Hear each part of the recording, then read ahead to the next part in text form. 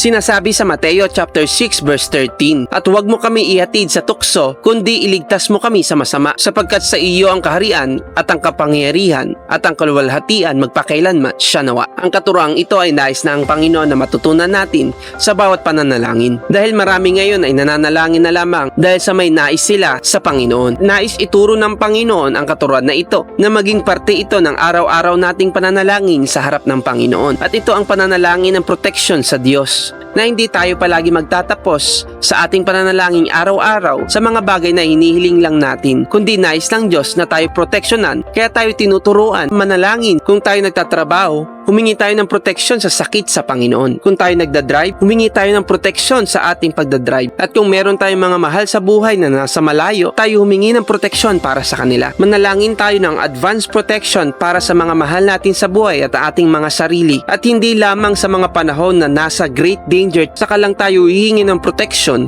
sa ating Diyos na buhay. Nawa makita ito araw-araw sa ating pananalangin, na humihingi tayo ng proteksyon sa ating Diyos na buhay.